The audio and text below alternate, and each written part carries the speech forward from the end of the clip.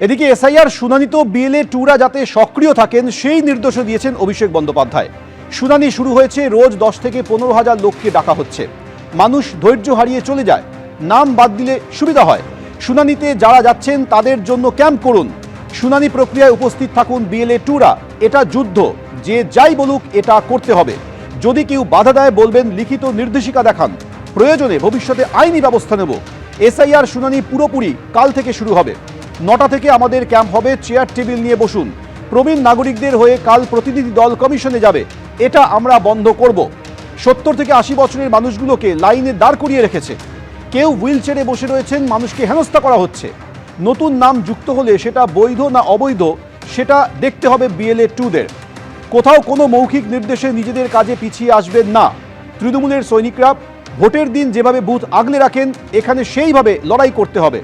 এমন খেলা খেলতে নেমেছে, মাঠ, ব্যাট, বল, দর্শক সব ওদের, কিন্তু ওদের কাছে তৃণমূলের মতো কর্মী নেই, বার্তা দিয়েছেন অভিষেক বন্দ্যোপাধ্যায়।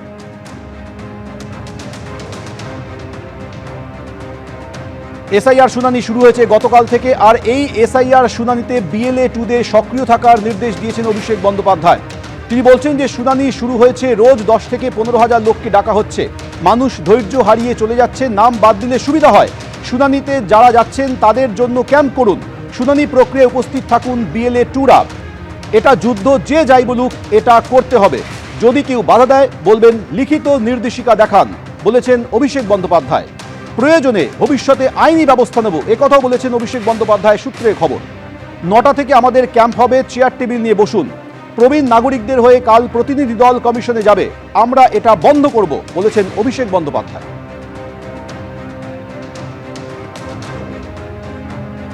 এদিকে আজ ফের সিইও দপ্তরের সামনে বিক্ষোভ দেখালেন তৃণমূলপন্থী বিএলওরা। বিএলও মৃত্যুর প্রতিবাদে তৃণমূলপন্থী বিএলও সংগঠন আজ দীর্ঘক্ষণ বিক্ষোভ দেখালেন।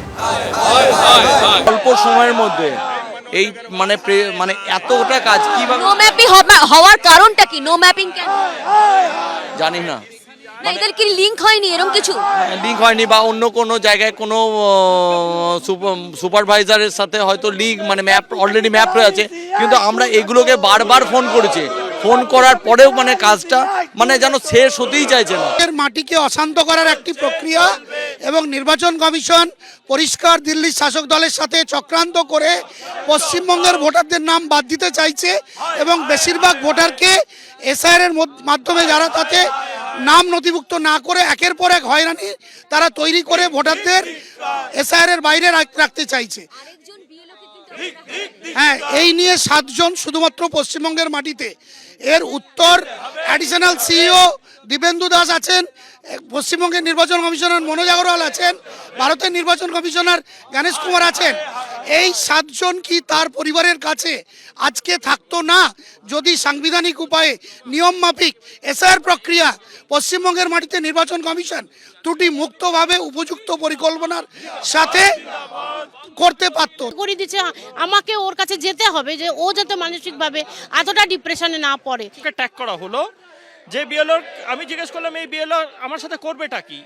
উনি বললেন যে ইনি আপনার সাথে ইনিউমারেশন ফর্ম ডিস্ট্রিবিউট করতে পারবেন না, উনি কোনো ফর্ম তুলতে পারবেন না, আপনার হয়ে কোনো সিগনেচারও করতে পারবেন না, ওনার কাজ শুধু কিছু ডিজিটাইজ করে দেওয়া। এবার আমি বলুন কি ফেথে আমি একজন অচেনা ব্যক্তি যাকে আমি কোনোদিন দেখিনি, ইলেকশন কমিশন জাস্ট ভার্বাল অর্ডারে তাকে আমার ওটিপিটা দেব। এবিপি আনন্দ, এগিয়ে থাকে, এগিয়ে রাখে।